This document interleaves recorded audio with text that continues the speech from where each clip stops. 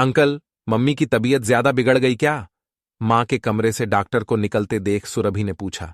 पापा से जल्दी ही लौट आने को कहो। मालती जी को इस समय तुम सभी का साथ चाहिए डा। आशुतोष ने सुरभि की बातों को अनसुना करते हुए कहा। डा। आशुतोष के जाने के बाद सुरभि थकी हारी सी लॉन में पड़ी कुर्सी पर बैठ गई। 2 साल पहले ही पता चला था कि मां को कैंसर है। डॉक्टर ने एक तरह से उनके जीने की अवधि तय कर दी थी। पापा ने भी उनकी देखभाल में कोई कसर नहीं छोड़ी थी। मां को लेकर 3-4 बार अमेरिका भी हो आए थे और अब वहीं के डॉक्टर के निर्देशानुसार मुंबई के जाने माने कैंसर विशेषज्ञ डा आशुतोष की देखरेख में उनका इलाज चल रहा था। अब तो मां ने कॉलेज जाना भी बंद कर दिया था। दीदी, चाय। कम्मो की आवाज से सुरभि अपने ख्यालों से वापस लौटी। मम्मी के कमरे में चाय ले चलो। मैं वहीं आ रही हूं, उसने जवाब दिया और फिर आंखें मूंद लीं। सुरभि इस समय एक अजीब सी परेशानी में फंसकर गहरे दुख में घिरी हुई थी। वह अपने पति शिवम को जर्मनी के लिए विदा कर अपने सास ससुर की आज्ञा लेकर मां के पास कुछ दिनों के लिए रहने आई थी। 2 दिन पहले स्टोर रूम की सफाई करवाते समय मां की एक पुरानी डायरी सुरभि के हाथ लगी थी, जिसके पन्नों ने उसे मां के दर्द से परिचित कराया। ऊपर आ जाओ दीदी। कम्मो की आवाज ने उसे ज्यादा सोचने का मौका नहीं दिया। सुरभि ने मां के साथ चाय पी और हर बार की तरह उनके साथ ढेरों बातें की। इस बार सुरभि के अंदर की उथल पुथल को मालती नहीं जान पाई थी। सुरभि चाय पीते पीते मां के चेहरे को ध्यान से देख रही थी। उस निश्चल हंसी के पीछे वह दुख, जिसे सुरभि ने हमेशा ही मां की बीमारी का हिस्सा समझा था, उसका राज तो उसे 2 दिन पहले ही पता चला था। थोड़ी देर बाद नर्स ने आकर मां को इंजेक्शन लगाया और आराम करने को कहा तो सुरभि भी नीचे अपने कमरे में आ गई। रह रह कर सुरभि का मन उसे कोस रहा था। कितना गर्व था उसे अपने माता पिता के रिश्तों पर, जहां कुछ भी गोपनीय न था। सुरभि के बचपन से लेकर आज तक उसकी सभी परेशानियों का हल उसकी मां ने ही किया था, चाहे वह परीक्षाओं में पेपर की तैयारी करने की हो या किसी लड़के की दोस्ती की। सभी विषयों पर मालती ने एक अच्छे मित्र की तरह उसका मार्गदर्शन किया और जीवन को अपनी तरह से जीने की पूरी आजादी दी। उसकी मित्र मंडली को उन मां बेटी के इस मैत्रिक रिश्ते से ईर्ष्या होती थी। अपनी बीमारी का पता चलते ही मालती को सुरभि की शादी की जल्दी पड़ गई, परंतु उन्हें इस बात के लिए ज्यादा मेहनत नहीं करनी पड़ी। परेश के व्यापारिक मित्र व जाने माने उद्योगपति ईश्वरनाथ के बेटे शिवम का रिश्ता जब सुरभि के लिए आया तो मालती ने छठ मंगनी पट ब्याह कर दिया। सुरभि ने शादी के बाद अपना जर्नलिज्म का कोर्स पूरा किया। दीदी, मांझी खाने पर आपका इंतजार कर रही हैं, कम्मो ने कमरे के अंदर झांकते हुए कहा। खाना खाते समय भी सुरभि का मन मां से बार बार खुलकर बातें करने को कर रहा था, मगर वह चुप ही रही। मां को दवा देकर सुरभि अपने कमरे में चली आई। कितनी गलत थी मैं। कितना नाज था मुझे अपनी और मां की दोस्ती पर, मगर दोस्ती तो हमेशा मां ने ही निभाई। मैंने आज तक उनके लिए क्या किया? लेकिन इसमें शायद थोड़ा बहुत कसूर हमारी संस्कृति का भी है, जिसने नवीनता की चादर ओढ़ते हुए समाज को इतनी आजादी तो दे दी थी कि मां चाहे तो अपने बच्चों की राजदार बन सकती है, मगर संतान हमेशा संतान ही रहेगी। उन्हें माता पिता के अतीत में झांकने का कोई हक नहीं है। आज सुरभि अपने आप से ही सब कुछ कह सुन रही थी। हमारी संस्कृति क्या किसी विवाहिता को यह इजाजत देती है कि वह अपनी पुरानी गोपनीय बातें या प्रेम प्रसंग की चर्चा अपने पति या बच्चों से करे? यदि ऐसा हुआ तो तुरंत ही उसे चरित्रहीन करार दे दिया जाएगा। हां, यह बात अलग है कि वह अपने पति के अतीत को जानकर भी चुप रह सकती है और बच्चों के बिगड़ते चाल चलन को भी सबसे छिपाकर रख सकती है। सुरभि का हृदय आज तर्क पर तर्क दे रहा था और उसका दिमाग खामोशी से सुन रहा था। सुरभि सोच सोच कर जब बहुत परेशान हो गई तो उसने कमरे की लाइट बंद कर दी। मां की वह डायरी पढ़कर सुरभि तड़प कर रह गई थी, ये सोचकर कि जिन्होंने अपनी सारी उम्र इस घर को, उसके जीवन को सजाने संवारने में लगा दी, जो हमेशा एक अच्छी पत्नी, मां और उससे भी ऊपर एक मित्र बनकर उसके साथ रहीं, उस स्त्री के मन का एक कोना आज भी गहरे दुख और अपमान की आग में झुलस रहा था। उस डायरी से ही सुरभि को पता चला कि उसकी मां यानी मालती की MSc करते ही सगाई हो गई थी। मालती के पिता ने एक उद्योगपति घराने में बेटी का रिश्ता पक्का किया था। लड़के का नाम अमित साहनी था। ऊंची कदकाठी, गोरा रंग, रोबदार व्यक्तित्व का मालिक था अमित। मालती पहली ही नजर में अमित को दिल दे बैठी थी। शादी अगले साल होनी थी, इसलिए मालती ने PhD करने की सोची तो अमित ने भी हामी भर दी। अमित का परिवार दिल्ली में था, फिर भी वह हर सप्ताह मालती से मिलने आगरा चला आता, मगर ठहरता गेस्ट हाउस में ही था। उनकी इन मुलाकातों में परिवार की रजामंदी भी शामिल थी, इसलिए उनका प्यार परवान चढ़ने लगा। पर मालती ने इस प्यार को एक सीमा रेखा में बांधे रखा, जिसे अमित ने भी कभी तोड़ने की कोशिश नहीं की। मालती की परवरिश उनके पिता, बुआ व दादाजी ने की थी। उनकी मां तो 2 साल की उम्र में ही उन्हें छोड़कर मुंबई चली गई थी। उसके बाद किसी ने मां की खोज खबर नहीं ली। मालती को भी मां के बारे में कुछ भी पूछने की इजाजत नहीं थी। बुआ जी के प्यार ने उन्हें कभी मां की याद नहीं आने दी। बड़ी होने पर मालती ने स्वयं से जीवन भर एक अच्छी और आदर्श पत्नी व मां बनकर रहने का वादा किया था, जिसे उन्होंने बखूबी पूरा किया था। उनकी शादी से पहले की दिवाली आई। मालती के ससुराल वालों की ओर से ढेरों उपहार खुद अमित लेकर आया था। अमित ने अपनी तरफ से मालती को रत्न जड़ित सोने की अंगूठी दी थी। कितना इतरा रही थी मालती अपने आप पर। बदले में पिताजी ने भी अमित को अपने स्नेह और शगुन से सिर से पांव तक तौल दिया। दोपहर के खाने के बाद बुआ जी के साथ घर के सामने वाले बगीचे में अमित और मालती बैठे गपशप कर रहे थे। इतने में उनके चौकीदार ने एक बड़ा सा पैकेट और रसीद लाकर बुआ जी को थमा दी। रसीद पर नजर पड़ते ही बुआ खींचती हुई बोली, 2 महीने पहले कुछ पुराने एल्बम दिए थे, अब जाकर स्टूडियो वालों को इन्हें चमकाकर भेजने की याद आई है। और पैसे लेने वे घर के अंदर चली गईं।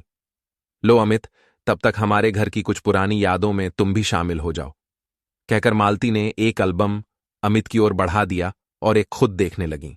संयोग से मालती के बचपन की फोटो वाला एल्बम अमित के हाथ लगा था, जिसमें हर एक तस्वीर को देखकर वह मालती को चिढ़ा चिढ़ा कर मजे ले रहा था। अचानक एक तस्वीर पर जाकर उसकी नजर ठहर गई। यह कौन है मालती, जिसकी गोद में तुम बैठी हो? अमित जैसे कुछ याद करने की कोशिश कर रहा था। यह मेरी मां है। तुम्हें तो पता ही है कि ये हमारे साथ नहीं रहती, पर तुम ऐसे क्यों पूछ रहे हो? क्या तुम इन्हें जानते हो?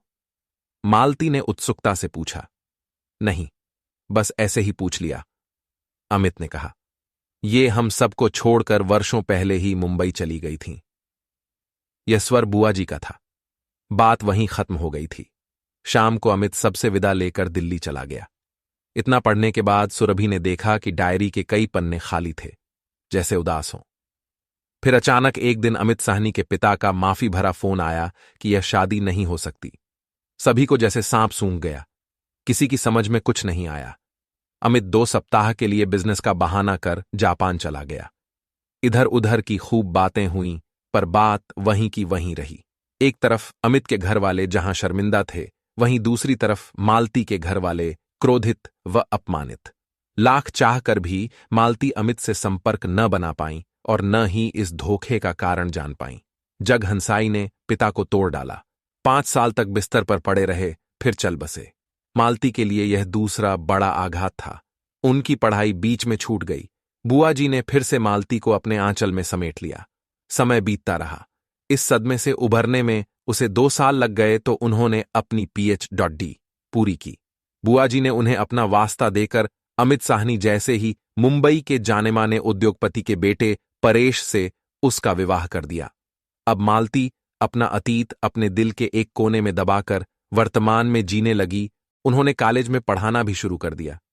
परेश ने उन्हें सब कुछ दिया, प्यार, सम्मान, धन और सुरभि। सभी सुखों के साथ जीते हुए भी जब तब मालती अपनी उस पुरानी टीस को बूंद बूंद कर डायरी के पन्नों पर लिखती थीं। उन पन्नों में जहां अमित के लिए उसकी नफरत साफ झलकती थी, वहीं परेश के लिए अपार स्नेह भी दिखता था। उन्हीं पन्नों में सुरभि ने अपना बचपन पढ़ा। रात के 3 बजे अचानक सुरभि की आंखें खुल गईं। लेटे लेटे वे मां के बारे में सोच रही थीं। वे उनके उस दुख को बांटना चाहती थीं, पर हिचक रही थीं। अचानक उसकी नजर उस बड़ी सी पोस्टरनुमा तस्वीर पर पड़ी, जिसमें वह अपने मम्मी पापा के साथ खड़ी थी। वह पलंग से उठकर तस्वीर के करीब आ गई। काफी देर तक मां का चेहरा यूं ही निहारती रही। फिर थोड़ी देर बाद इत्मीनान से वह पलंग पर आ बैठी। उसने एक फैसला कर लिया था। सुबह 6 बजे ही उसने पापा को फोन लगाया। सुनकर सुरभि आश्वस्त हो गई कि पापा के लौटने में सप्ताह भर बाकी है। वह पापा की गैर मौजूदगी में ही अपनी योजना को अंजाम देना चाहती थी। उस दिन वह दिल्ली में रह रहे दूसरे पत्रकार मित्रों से फोन पर बातें करती रही। दोपहर तक उसे यह सूचना मिल गई कि अमित साहनी इस समय दिल्ली में अपने पुश्तैनी मकान में है। शाम को मां को बताया कि दिल्ली में उसकी एक पुरानी सहेली एक डॉक्यूमेंट्री फिल्म तैयार कर रही है और इस फिल्म निर्माण का अनुभव वह भी लेना चाहती है।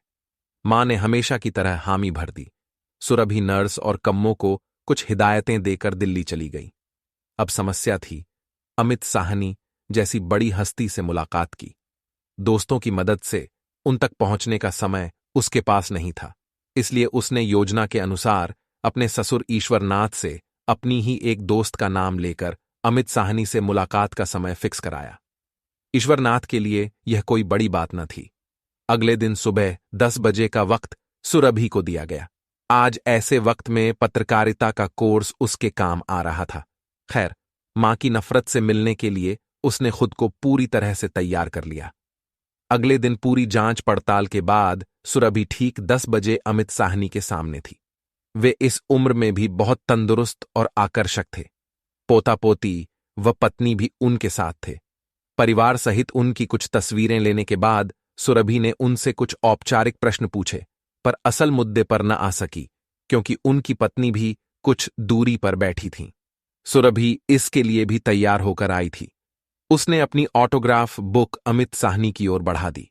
अमित साहनी ने जैसे ही चश्मा लगाकर पेन पकड़ा, उनकी नजर मालती की पुरानी तस्वीर पर पड़ी। उसके नीचे लिखा था, मैं मालती जी की बेटी हूं और मेरा आपसे मिलना बहुत जरूरी है। पढ़ते ही अमित का हाथ रुक गया। उन्होंने प्यार भरी एक भरपूर नजर सुरभि पर डाली और बुक में कुछ लिखकर बुक सुरभि की ओर बढ़ा दी। फिर चश्मा उतारकर पत्नी से आंख बचाकर अपनी नम आंखों को पोंछा। सुरभि ने पढ़ा, लिखा था, जीती रहो, अपना नंबर दे जाओ। पढ़ते ही सुरभि ने पर्स में से अपना कार्ड उन्हें थमा दिया और चली गई। फोन से उसका पता मालूम कर तड़के 5:30 बजे ही अमित साहनी सिर पर मफलर डाले सुरभि के सामने थे। सुबह की सैर का यही 1 घंटा है जब मैं नितांत अकेला रहता हूं, उन्होंने अंदर आते हुए कहा। सुरभि उन्हें इस तरह देख आश्चर्य में तो जरूर थी, पर जल्दी ही खुद को संभालते हुए बोली, सर, समय बहुत कम है, इसलिए सीधी बात करना चाहती हूं, मुझे भी तुमसे यही कहना है। अमित भी उसी लहजे में बोले। तब तक वेटर चाय रख गया। मेरी मम्मी आपकी ही जबान से कुछ जानना चाहती हैं, गंभीरता से सुरभि ने कहा। सुनकर अमित साहनी की नजरें झुक गईं। आप मेरे साथ कब चल रहे हैं मां से मिलने? बिना कुछ सोचे सुरभि ने अगला प्रश्न किया। अगर मैं तुम्हारे साथ चलने से मना कर दूं? तो अमित साहनी ने सख्ती से पूछा।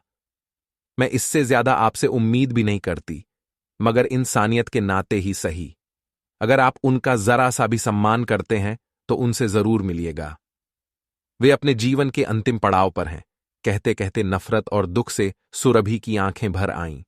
क्या हुआ मालती को? चाय का कप मेज पर रखकर चौंकते हुए अमित ने पूछा। उन्हें कैंसर है और पता नहीं अब कितने दिन की है, सुरभि भरे गले से बोल गई। ओह सॉरी बेटा, तुम जाओ, मैं जल्दी ही मुंबई आऊंगा, अमित साहनी धीरे से बोले और सुरभि से उसके घर का पता लेकर चले गए। दोपहर को सुरभि मां के पास पहुंच गई। कैसी रही तेरी फिल्म? मां ने पूछा। अभी पूरी नहीं हुई मम्मी, पर वहां अच्छा लगा, कहकर सुरभि मां के गले लग गई। दीदी, कल रात मां जी खुद उठकर अपने स्टोर रूम में गई थीं। लग रहा था जैसे कुछ ढूंढ रही हों। काफी परेशान लग रही थीं, कम्मों ने सीढ़ियां उतरते हुए कहा। थोड़ी देर बाद मां से आंख बचाकर उसने उनकी डायरी स्टोर रूम में ही रख दी। उसी रात सुरभि को अमित साहनी का फोन आया कि वह कल 11:30 बजे की फ्लाइट से मुंबई आ रहे हैं। सुरभि को मां की डायरी का हर वह पन्ना याद आ रहा था जिसमें लिखा था कि काश मृत्यु से पहले एक बार अमित उसके सवालों के जवाब दे जाता। कल का दिन मां की जिंदगी का अहम दिन बनने जा रहा था। यही सोचते हुए सुरभि की आंख लग गई। अगले दिन उसने नर्स से दवा आदि के बारे में समझकर उसे भी रात को आने को बोल दिया। करीब 1 बजे अमित साहनी उनके घर पहुंचे। सुरभि ने हाथ जोड़कर उनका अभिवादन किया तो उन्होंने ढेरुए आशीर्वाद दे डाले। आप यहीं बैठिए, मैं मां को बताकर आती हूं। एक विनती है, हमारी मुलाकात का मां को पता न चले, शायद बेटी के आगे वे कमजोर पड़ जाएं। सुरभि ने कहा और ऊपर चली गई। मम्मी, आपसे कोई मिलने आया है, उसने अनजान बनते हुए कहा। कौन है? मां ने सूप का बाउल कम्मों को पकड़ाते हुए पूछा। कोई मिस्टर अमित साहनी नाम के सज्जन हैं, कह रहे हैं दिल्ली से आए हैं। सुरभि वैसे ही अनजान बनी रही। क कौन आया है? मां के शब्दों में एक शक्ति सी आ गई थी। ऐसा करती हूं, आप यहीं रहिए, उन्हें ही ऊपर बुला लेते हैं। मां के चेहरे पर आए भाव सुरभि से देखे नहीं जा रहे थे। वह जल्दी से कहकर बाहर आ गई। मालती कुछ भी सोचने की हालत में नहीं थी। यह वह मुलाकात थी जिसके बारे में उन्होंने हर दिन सोचा था। थोड़ी देर में सुरभि के पीछे पीछे अमित साहनी कमरे में दाखिल हुए, मालती के पसंदीदा पीले गुलाबों के बुके के साथ। मालती का पूरा अस्तित्व कांप रहा था, फिर भी उन्होंने अमित का अभिवादन किया। सुरभि इस समय की मां की मानसिक अवस्था को अच्छी तरह समझ रही थी। वह आज मां को खुलकर बात करने का मौका देना चाहती थी, इसलिए आशुतोष के पास उनकी कुछ रिपोर्ट्स लेने के बहाने वह घर से बाहर चली गई। कितने बेशर्म हो तुम, जो इस तरह से मेरे सामने आ गए। न चाहते हुए भी मालती क्रोध से चीख उठी। कैसी हो मालती? उसकी बातों पर ध्यान न देते हुए अमित ने पूछा और पास के सोफे पर बैठ गए। अभी तक जिंदा हूं। मालती का क्रोध उफान पर था। उनका मन तो कर रहा था कि जाकर अमित का मुंह नोच लें। इसके विपरीत अमित शांत बैठे थे। शायद वे भी चाहते थे कि मालती के अंदर का भरा क्रोध आज पूरी तरह से निकल जाए। होटल ताज में ईश्वरनाथ जी से मुलाकात हुई थी। उन्हीं से तुम्हारे बारे में पता चला। तभी से मन बार बार तुमसे मिलने को कर रहा था। अमित ने सुरभि के सिखाए शब्द दोहरा दिए, परंतु यह स्वयं उसके दिल की बात भी थी। मेरे साथ इतना बड़ा धोखा क्यों किया अमित? पलक अमित को देख रही मालती ने उनकी बातों को अनसुना कर अपनी बात रखी। इतने में कम्मो चाय और नाश्ता रख गई। तुम्हें याद है वह दोपहरी जब मैंने एक तस्वीर के विषय में तुमसे पूछा था और तुमने उन्हें अपनी मां बताया था? अमित ने मालती को पुरानी बातें याद दिलाईं। मालती यूं ही खामोश बैठी रहीं तो अमित ने आगे कहना शुरू किया। उस तस्वीर को मैं तुम सबसे छिपाकर एक शक दूर करने के लिए अपने साथ दिल्ली ले गया था। मेरा शक सही निकला था। ये वृंदा यानी तुम्हारी मां वही औरत थी जो दिल्ली में अपने पार्टनर के साथ एक मशहूर ब्यूटी पार्लर और मसाज सेंटर चलाती थी। इससे पहले वह यहीं मुंबई में मॉडलिंग करती थी। उसका नया नाम वैंडी था। इसके बाद अमित ने अपनी चाय बनाई और मालती की भी। उसने आगे बोलना शुरू किया। उस मसाज सेंटर की एड में ड्रग्स की बिक्री, वेश्यावृत्ति जैसे धंधे होते थे और समाज के उच्च तबके के लोग वहां के ग्राहक थे। ओह, तो यह बात थी। पर इसमें मेरी क्या गलती थी? रोते हुए मालती ने पूछा। जब मैंने MBA में नया नया दाखिला लिया था, तब मेरे दोस्तों में से कुछ लड़के भी वहां के ग्राहक थे। एक बार हम दोस्तों ने दक्षिण भारत घूमने का 7 दिन का कार्यक्रम बनाया और हम सभी इस बात से बहुत रोमांचित थे कि उस मसाज सेंटर से हम लोगों ने जो 2 टॉप की कॉल गर्ल्स बुक कराई थीं, उनमें से एक वैंडी भी थी जिसे हाई प्रोफाइल ग्राहकों के बीच पुरानी शराब कहकर बुलाया जाता था। उसकी उम्र उसके व्यापार के आड़े नहीं आई थी। अमित ने अपनी बात जारी रखी। उसे अब मालती के सवाल भी सुनाई नहीं दे रहे थे। चाय का कप मेज पर रखते हुए अमित ने फिर कहना शुरू किया। मेरी परवरिश ने मेरे कदम जरूर बहका दिए थे मालती, पर मैं इतना भी नीचे नहीं गिरा था कि जिस स्त्री के साथ 7 दिन बिताए थे उसी की मासूम और अनजान बेटी को पत्नी बनाकर उसके साथ जिंदगी बिताता। मेरा विश्वास करो मालती, यह घटना तुम्हारे मिलने से पहले की है। मैं तुमसे बहुत प्यार करता था। मुझे अपने परिवार की बदनामी का भी डर था, इसलिए तुमसे बिना कुछ कहे सुने दूर हो गया। कहकर अमित ने अपना सिर सोफे पर टिका दिया। आज बरसों का बोझ उनके मन से हट गया था। मालती भी अब लेट गई थीं। वे अभी भी खामोश थीं। थोड़ी देर बाद अमित चले गए। उनके जाने के बाद मालती बहुत देर तक रोती रहीं। रात के खाने पर जब सुरभि ने अमित के बारे में पूछा तो उन्होंने उसे पुराना पारिवारिक मित्र बताया। लगभग 3 महीने बाद मालती चल बसीं, परंतु इतने समय उनके अंदर की खुशी को सभी ने महसूस किया था। उनके मृत चेहरे पर भी सुरभि ने गहरी संतुष्टि भरी मुस्कान देखी थी। मां की 13वीं वाले दिन अचानक सुरभि को उस डायरी की याद आई। उसमें लिखा था, मुझे क्षमा कर देना अमित, तुमने अपने साथ साथ मेरे परिवार की इज्जत भी रख ली थी। मैं पूर्ण रूप से तृप्त हूं। मेरी सारी प्यास बुझ गई। पढ़ते ही सुरभि ने डायरी सीने से लगा ली। उसमें उसे मां की गर्माहट महसूस हुई थी। आज उसे स्वयं पर गर्व था, क्योंकि उसने सही माने में मां के प्रति अपनी दोस्ती का फर्ज जो अदा किया था। दोस्तों, अगर आपको हमारी ये कहानी थोड़ी सी भी अच्छी लगी हो तो प्लीज सब्सक्राइब माय चैनल।